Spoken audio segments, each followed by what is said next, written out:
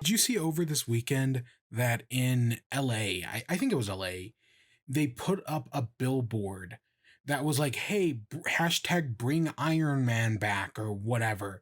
Just bring back Iron Man to the MCU, right? Because, he died in Infinity War or Endgame, and they gave him this big tribute.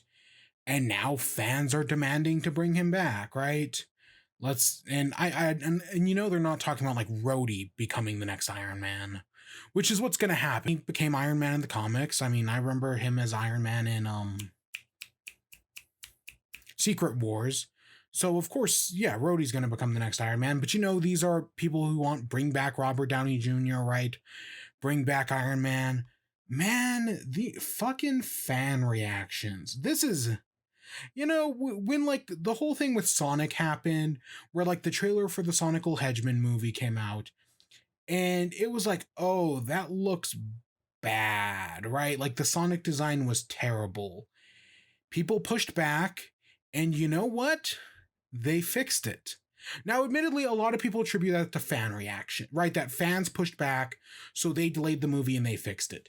There is also things that Sega did also themselves push back on it, like the people who created Sonic, and that's also part of the reason for the delay. But now the sense of fan entitlement, man. And we got the Schneider Cut thing, and I supported the Schneider Cut. And you know what? I thought the Schneider Cut was decent, all things considered. Yeah, I'd say it's good, but I'm so sick of this fucking fan reaction bullshit. If like David Ayer's Suicide Squad came out, would I watch it? Yeah, sure. But not every movie needs a director's cut. And you know what? Maybe fans don't know what they need. There's that whole thing about like, oh, what is the perfect pasta sauce? And that people don't know what they want. That's what's going down here. God damn. And this is the norm now. Every few months, we're going to see a new one of these, like bring back the Snyderverse, because they're always shifting the goalpost. At first, it was release the Snyder Cut. Then it was, hey, the Snyder Cut doesn't actually exist. So now it's make the Snyder Cut. That happened. It got put on HBO Max. Now it's do the Snyderverse, right? The goalposts will always be shifting. I remember when actually on Spider-Man PS4, people were like, hey, they should add the Raimi costume into Spider-Man PS4. And yeah, I love the Sam Raimi Spider-Man movies. I even liked the third one. I had fun with it. And I was like, yeah, sure, that makes sense, right? That'd be a cool thing to get. And behind the scenes, it was in works for months. And then like a day or two before they announced it, there was like this big hashtag on Twitter about like, oh, release the Raimi Spider-Man suit. And it was some bullshit about like people being upset with the developers, like saying it's not going to happen. And then it happened like 2 days later, and people were like, oh, does this mean fan reactions actually work? Because as we have seen in the past year, you can bully a company into doing what you want, right? If enough people get angry at a corporation, they'll bend. But the thing about that Spider-Man suit with the Raimi one was that the fans got what they wanted, yeah, but it wasn't because of their backlash. It wasn't because the fans like did the Twitter campaign. It was something the developers had always wanted to do, and they were working on it in the background for months. Greg Miller did a great bit on it back when it happened. But yeah, no, a lot of stuff happens in the background and that we don't always know about. And I think that all this fan entitlement that we're seeing from the Bring Back the Snyder Cut, that's now dripping into everything else. And I mean everything else. It'll happen to me. It'll happen to you. But yeah, I don't know. I think this is just dumb and stupid. We have an episode today. This is the season finale, series finale. I thought this was the series finale, but I've heard a lot of people talking about a season 2, right? Like, hey, maybe this will set up a season 2. Maybe they'll do a season 2, right? Like, I was like, I'd be down for more WandaVision, but it just got recently submitted to the Emmys as a limited series, so that ain't happening. And this isn't getting a season 2.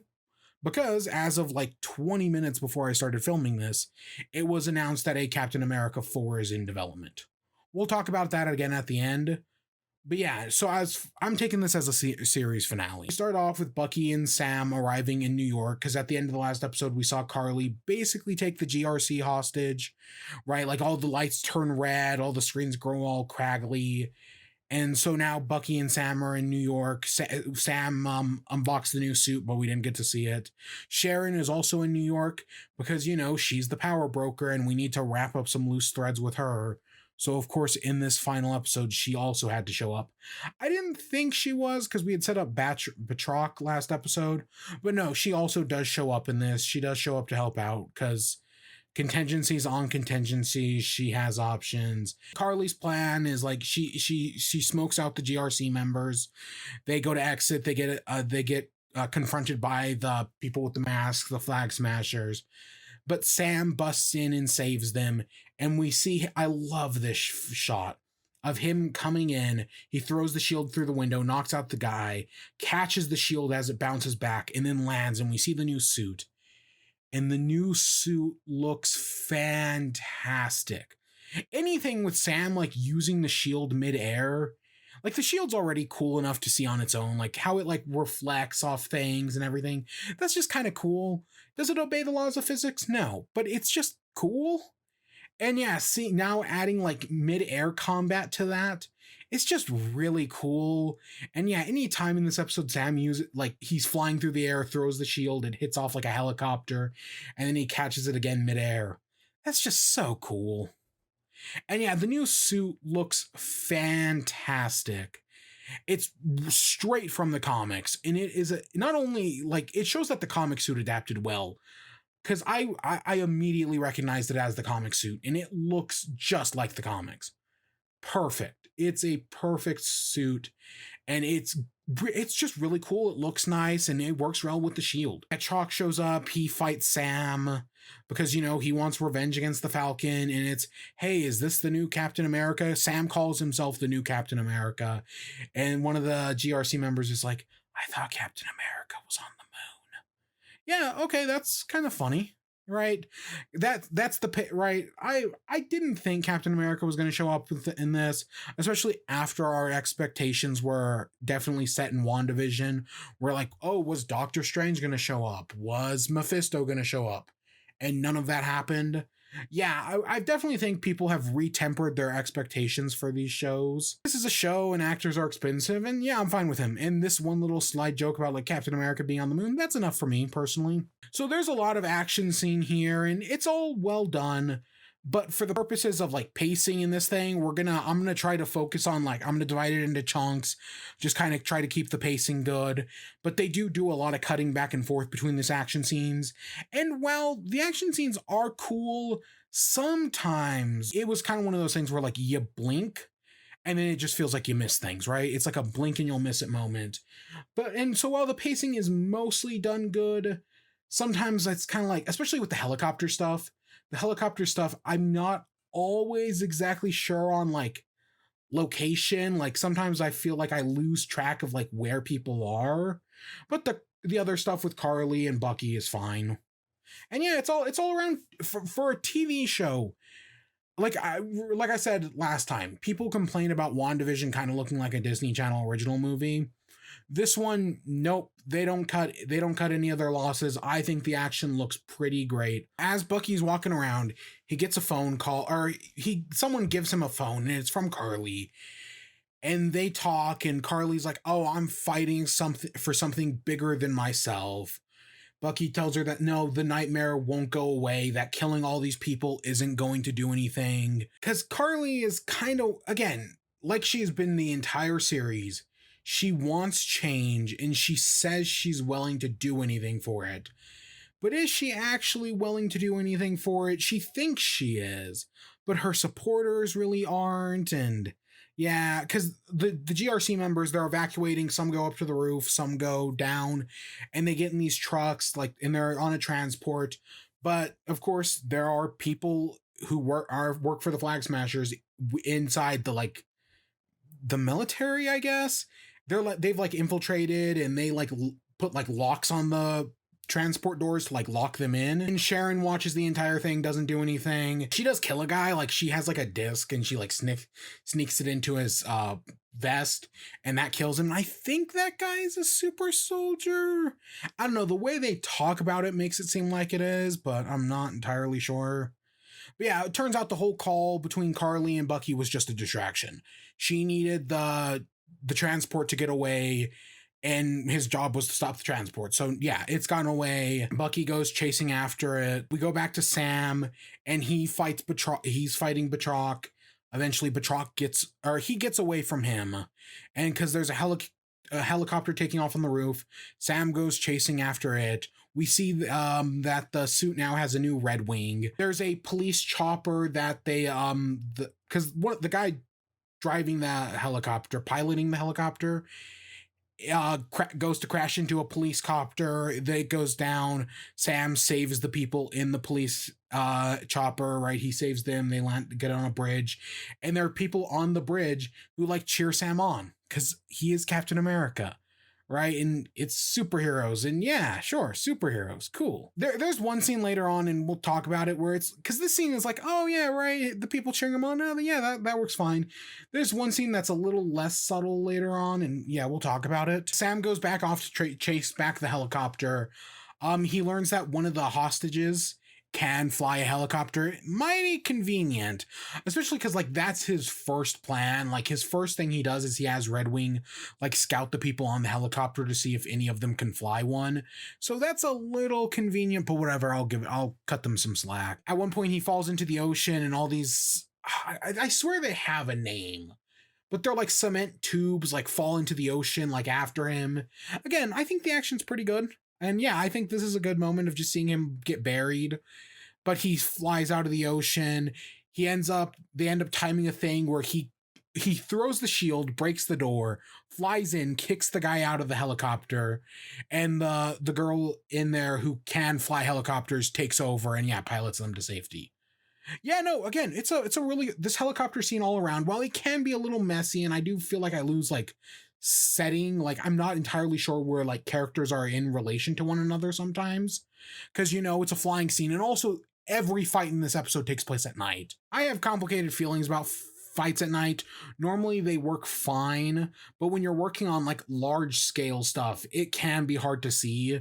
And yeah, this having everything being them flying around, it's kind of like how the same thing with the final fight in Spider-Man. It's just kind of hard to see sometimes because everything takes place in pitch black. Admittedly, this one's a little like I'm better able to see it in this one. But yeah, no, that is still a problem. Not every fight scene has to take place during night. And luckily, most places have realized that. I mean, finally, the Godzilla movies realized it. So yeah, it's a cool scene all around. It's not perfect. I mean, I definitely... There's some good action. This show, they spared no expense, and yeah, they made a good show, and the action's top-notch quality for Marvel. Meanwhile, we see Carly, and she's talking about that their original plan was to negotiate with the hostages, right? They've taken the GRC members hostage, and they were going to try to convince them to like not because right at the end of the last episode, they were all like, oh, we're the evil villains, right? Of course, we're just going to pass this bill. Of course, we're going to kick out 20 million people. So Carly claims that, oh, she wanted to negotiate, and that's probably what she wants deep down. But in actuality, is that actually going to happen? Nah. And that if worse comes to worse, they're just going to kill everybody. Of course, the people working with her are kind of like, I don't know about this. They're trying to keep her in check, but she is the leader and they will do whatever she says, of course, because Carly admits that it doesn't matter if they live or die, right? That their movement has wings without them, and that what matters is the message more than their own lives, that the movement is strong. And then she does the one world and they just don't respond. They don't give her the one world, one people thing. Because again, Carly thinks she knows what she's doing is right, and she hopes what she's doing is right, but she's not sure, and the people supporting her aren't sure either. They'll work with her, of course. They have their faith in her, but they're hesitant in and of themselves. And it's definitely an outcry from the scene that we saw last episode where she pings the thing on her phone, and all of a sudden all the people are like standing up with her. Bucky eventually catches up with Carly, because what happens is for some reason they use like blockades to stop the transport trucks. And then of course, because they take out the drivers who are just like normal truck drivers, take them out and replace them with flag smashers, with super soldiers. But like they don't, before they use the blockades to stop them, but they don't move the blockades once they've been taken out. It's just kind of weird. Like, I feel like their plan wasn't entirely thought through, and like they're having the blockades there, yes, but like, why didn't they move them? Because Carly does have to move one in a little bit, right? Bucky shows up, he starts fighting them, and Carly's like, we need a diversion, we need to get him away. So they just pour gasoline on one of the 2 transport trucks and light it on fire, because Bucky cares more about the people than he does about stopping them. So they're using that as a distraction. And Bucky, yeah, he runs after them, and he's able to go into the truck. He's able to save the people on the flaming truck, right? He's able to open it up and get them out. But before he can go get the other people out of the other truck, which isn't on fire, he gets like kicked off, because they're right next to like a construction site. He gets kicked off the construction site, so he's now down below. While Bucky's doing all that, Walker shows up. Carly tells Walker, oh my God, that like, oh, I didn't mean to kill Lamar. I don't want to hurt people that don't matter. It's just, you say that one thing, the one thing that takes it too far, saying that Lamar doesn't matter. Of course that gets Walker off. He's in the Captain America suit, and he's got his homemade shield from last time. It actually looks just like the Captain America shield. Like, it looks really good. And I like at one point they have him like pinned down, and he's got the shield over him, and he put the metal on the inside. It's the battle star. It's to remind him of what's happened. And I was like, oh, that's really clever, actually. And yeah, Walker fights back Carly. He ends up getting his butt kicked. Like, he does not, he loses to Carly, which based on, they've built up a lot of Walker's pedigree throughout the show. And so Carly, because they're like weaving through construction sites and whatnot, but Walker's now a super soldier, and I know the super soldier doesn't make everything, but I don't know, Carly being able to it's not like she kills him or anything. She just like knocks him down and runs away, right? This is where she moves the barricade out of the way, takes the truck. I don't know. I feel like Walker would have been able to do more, and he does have his own shield. Yeah, I know it's a flimsy, like, iron one or whatever, but yeah, I get it. Carly moves the pillar out of the way, and then she takes the truck, drives through, and then just like immediately turns back into that construction site and jumps out and like goes to drive it off a cliff. Like, basically she wants to drive it off a cliff. I know it's just a few feet fall from this construction site thing, but it's kind of like, did they really think this through? Like, maybe they were trying to like hide away in the construction site or whatever, but like, did they really think this through? Like, I don't know, I get it if she's like trying to get away, but she just drives the car off like this into this construction site where it's like got this big pit below it, and then she just stops and watches as it falls, because Bucky's fighting down below. Walker comes up, and he's given the choice between saving the people in the truck or fighting Carly, who's just standing there. He throws down his shield, which has been destroyed, right? Because it's just some flimsy iron shield. It's been pulverized to bits. He chooses to save the people in the truck. Yeah, no, that's really good. That, again, I'm on the side of defending Walker. He's more of a victim than anything else, right? He's just trying his hardest. He's had a mental breakdown. John Walker needs to go to therapy. But in this moment, when given the choice to get the revenge and to save the people, he chooses to save the people. Sure, does he still have some ways to go? Yeah. But I like it. I like that in this moment, he chooses the right thing. He chooses the Captain America thing to do, to save the people. Carly comes back, and a few of the other super soldiers, they gang up on Walker. He falls down below into the construction site. And that's when Sam shows up, because he's been dealing with all the helicopter stuff throughout this, because again, I'm doing this out of order a little bit. And yeah, he shows back up. He saves the people in the truck, pushes it off to safety, takes off the restriction thing. And yeah, all the people are able to get out safe. And this is where we get the scene of like, there's a few people walking and someone's like, hey, that's Black Falcon. No, that's not Black Falcon. That's Captain America. It's a little cringe. Technically, it is paid off from, the second episode. So that is more, again, there's a lot of payoff to things in these episodes, like a lot of like one-off lines that actually do get payoff here. But yeah, I don't know. I mean, part of it is that I already know like he is Captain America. Later on, like a reporter will ask him the question like, hey, are you now Captain Falcon or whatever? Are you going by Falcon America or whatever? Right? They ask him about the name, and that's fine. But like in this moment, I'm a little like, eh. But he does throughout this episode call himself Captain America.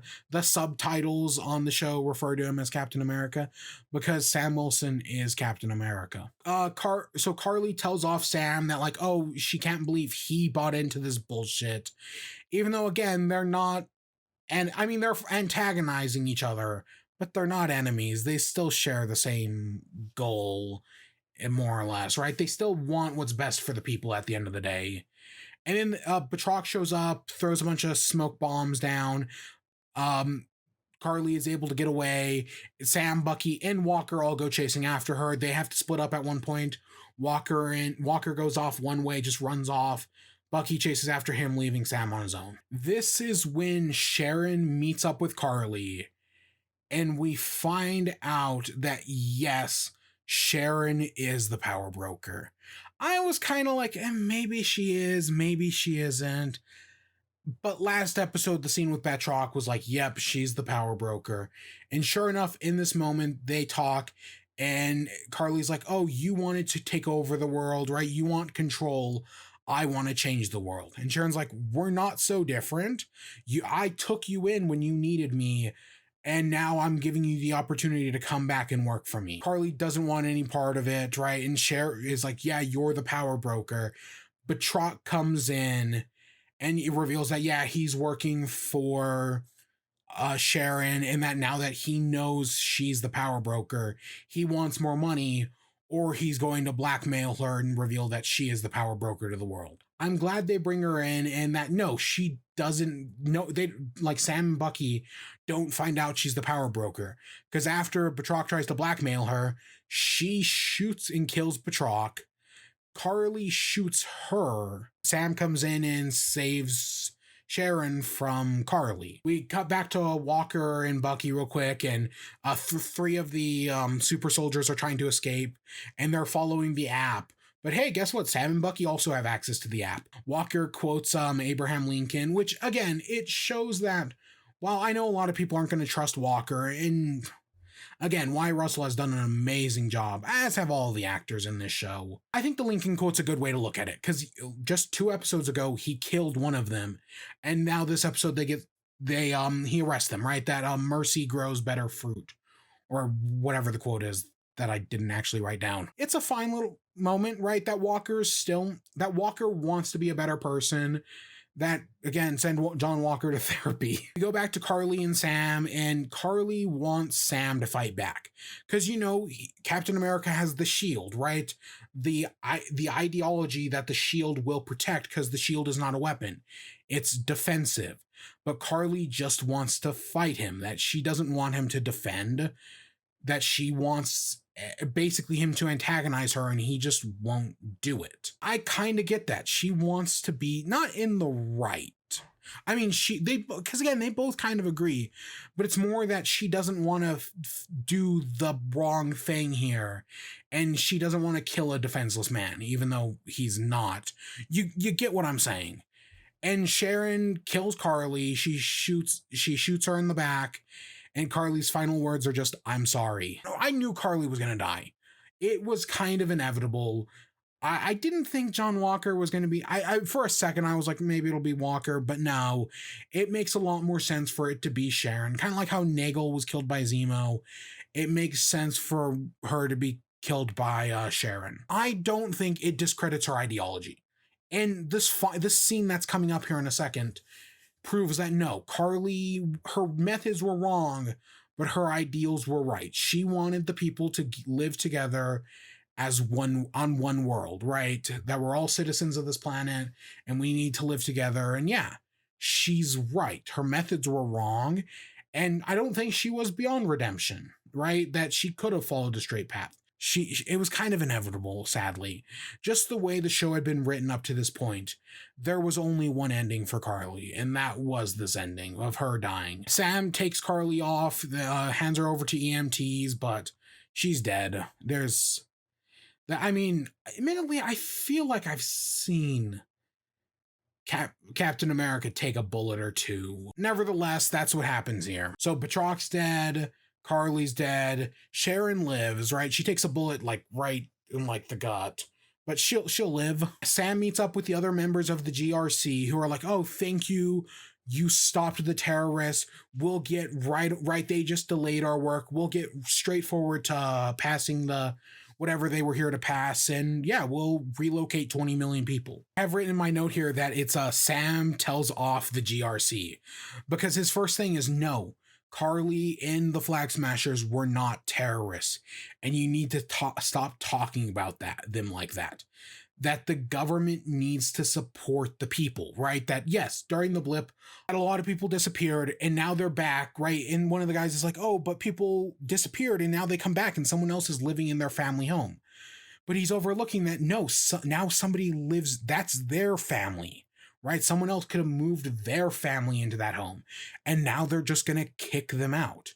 That no, these people are new settlers and the government has a right to protect them. That they can't, just because everyone returned, it doesn't mean that they can undo everything that happened in the past 5 years. They can't just kick out. I keep throwing around 20 million people. I think that's the metric they used in the last episode, but it's something like that. And of course, the senator is like, "Oh, you don't know what's going on. You don't understand how complicated this is." And this has been a very gray show, and that's something I've loved about it. And in this moment, Sam's like, "Yeah, I don't get it. I don't understand all the complexity of it." And that's a good thing. Captain America is this ideal America. It's not the American government. It's not all like the atrocities of it. It's the idea of America, right? The freedom it entails. Like in the real world, what we're seeing in like Hong Kong right now, those people are holding up American flags, not because they want to like side with the American government, but because of the ideals of America, right? The ideals of fighting for the people. That as a government, America does not always act upon, right? American history is filled with the blood of hypocrisy, but Captain America is not about that. It's about the American ideals. And in this moment, Sam does a great job of living up to this ideals. Because yeah, he says he's a black man carrying the stars and stripes. He knows what it's like to be discriminated. And yeah, fair enough. Because yeah, this entire scene, the whole world is watching. It's being broadcast on the news. Everything he says, everyone around the world can hear. He is Captain America. And yeah, we see Isaiah and his grandson watch it. We see Torres watching it. Because yeah, the whole world is watching. A black man is Captain America. And that's a big fucking deal. He may not be a super soldier. He doesn't have blonde hair and blue eyes.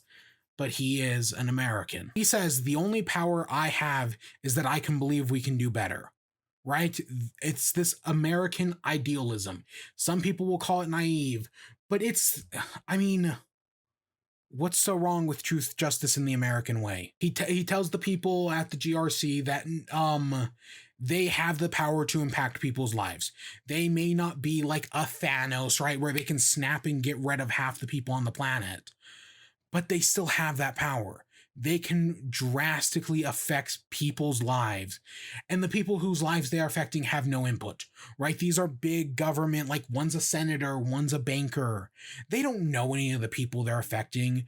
They're just affecting their lives. And maybe that's the problem. And he calls out that, right, Carly died for these ideals because she had people who believed in them, right? People who were willing to take on the strongest government in the world because they believed in what she said. and that the next Carly who will come along will be even worse than her. And it's their fault because they will be the villains who create the next heroes, right? That people like Carly viewed herself as a hero. She was standing up for the people. Even if this show presents her as an antagonist, she was still a hero to these people. And these GRC members are the villains who will create a new hero. They have the power to do, yeah, the GRC has the power to do whatever they want. It's just how are they going to use it? It's a really good one. It's really impactful. Sam says a lot of great stuff throughout it. Yep, he is our new Captain America. Wholeheartedly and true. Sam Wilson is our Captain America, and he embodies it wholeheartedly. Afterward, he meets up with Sharon and Bucky. He also gives Walker like a nod, like, yeah, we're fine for now. And he talks to Sharon, and he's like, I will get you that pardon, right? Deal's still a deal. You helped out. I'll get you a pardon. I have seen people be like, oh, well, Sharon is just using Carly as a means to an end, right? Because she helped out Sam and Bucky here, now she's able to get her pardon, and she was just using Carly as a pawn to get it, right? I don't think that definitely wasn't her plan from the beginning. There is definitely a level of improvisation there, but I guess I kind of see that. Afterwards, we see Sam goes and gets the last super soldier out of the Hudson River. Afterwards, they're all being like transported on a truck when the truck explodes, right? Because it looks like for a second like maybe they're gonna get out because one of the guards is a member of the Flag Smashers, but no, the truck explodes. We see Zemo's butler from the 3rd episode. Yeah, he did it because Zemo is still stubborn for his single mission. All he wants to do is get rid of the super soldiers. And right here, he's killing the last 4. They're all gone now, except for Walker and Bucky, but he's made peace with Bucky. So if we ever do see Zemo come back, it's going to be once because he doesn't know Walker has the super soldier serum. So he could come back just to stop John Walker. I mean, anything's possible in the MCU. We see Walker, and for some reason they reuse. So remember where Walker's trial happened, and Sharon's pardon will happen here. In the post-credit scene, but they reuse that set again because I'm assuming that's the one time they booked. God, I don't remember her name off the top of my head, but the woman who plays Val, they reuse the trial setting because Walker is now U.S. agent. And so I found out Val is actually someone named, in the comics anyways, she goes by Madam Hydra. I don't know who Madam Hydra is. I'm assuming she's just some powerful Hydra agent. Assuming she's going to be playing a slightly different role in this one. Again, I still think PMC, but I have also seen a lot of discussion of the Thunderbolts, which Thunderbolt Ross never showed up in this, and we're never going to get Red Hulk, so I don't know. I don't know. I don't know anything about the Thunderbolts. Is the Thunderbolts the Dark Avengers? Are those the same thing? Part of me wants to say that, yeah, the Thunderbolts and the Dark Avengers are kind of the same thing, but I could be totally off. Who knows? But it looks like they're setting up that John Walker is going to lead the Thunderbolts, or he's going to be part of the Thunderbolts. Maybe that's its own movie. DCU, maybe this is the MCU's The Suicide Squad, not David Ayer's Suicide Squad, but like the James Gunn Suicide Squad, like actually be good. Maybe that's what's setting up. We see the US agent uniform, the red, white, the red, white, and black. It looks good. Another comically accurate uniform that, yeah, I think looks pretty good. Is he gonna get a new shield because the one he made was destroyed? I don't know. We'll see. Yeah, I think it looks good. And yeah, he's all pumped up that, yeah, he's back. He's he's US agent. He no longer has all the expectations of Captain America.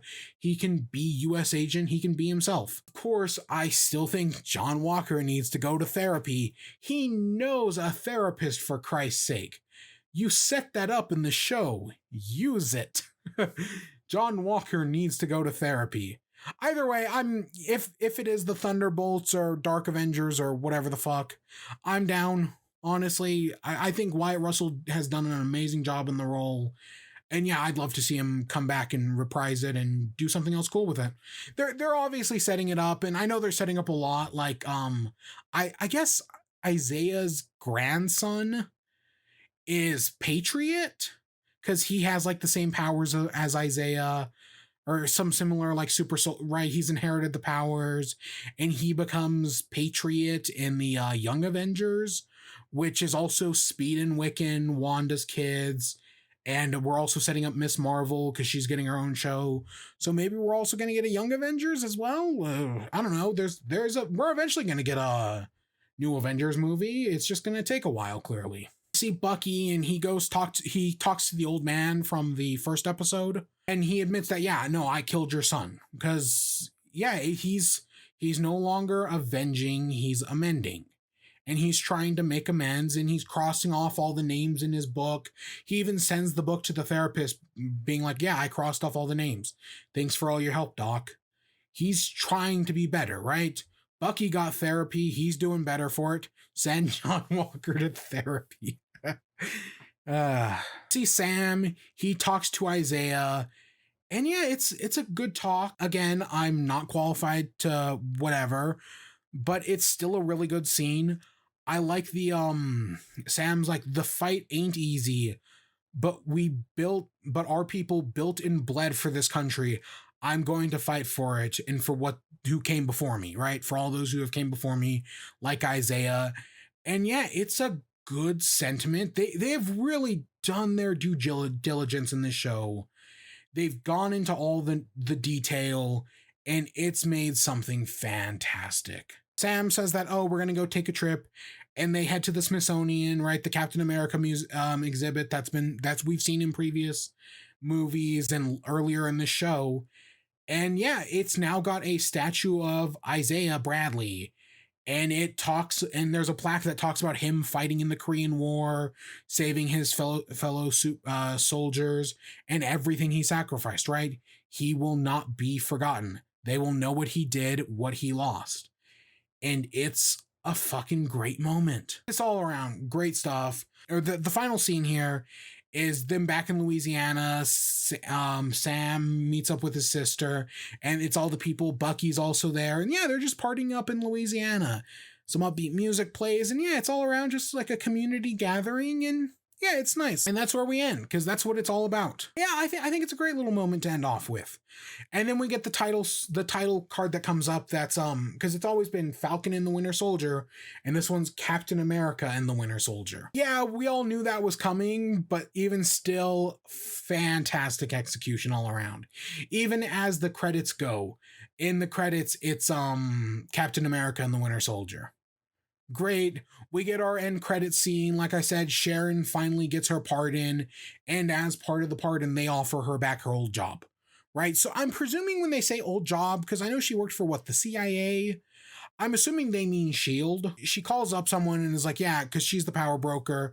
They may have lost the super soldiers, but they've now gained access to government secrets and prototype weapons. So I'm thinking more SHIELD-esque and less, yeah, just like CIA or whatever. Maybe SWORD. That's where I'm assuming they're going with this. But yeah, Sharon is our new villain. That's interesting. Like I said, I just found out, it's been almost an hour now, Marvel has started not production, but like they've started working on a Captain America 4. Sam Wilson is going to be taking over the lead role. Anthony Mackie is going to be our new Captain America. He's going to get his own movie. And I think this is the right call, right? Setting up Falcon and the Winter Soldier in this show to lead into a movie is what you want. I don't need a second season of this. I am fine with them just straight up cutting the bullshit and going straight to a movie because he deserves it. And that's where we can go in full on. Sharon is the power broker. She's the antagonist. Torres, he's the new Falcon. Supposedly, I guess, Sebastian Stan will be returning as Bucky, which, yeah, no, that's great. I think this is all around. I'm super excited for a new Captain America. I said last week that I was hoping they were going to do it, but they were just waiting for the show. And yeah, that's exactly the case. They were just waiting for the show to come out, and now they're ready to announce new Captain America.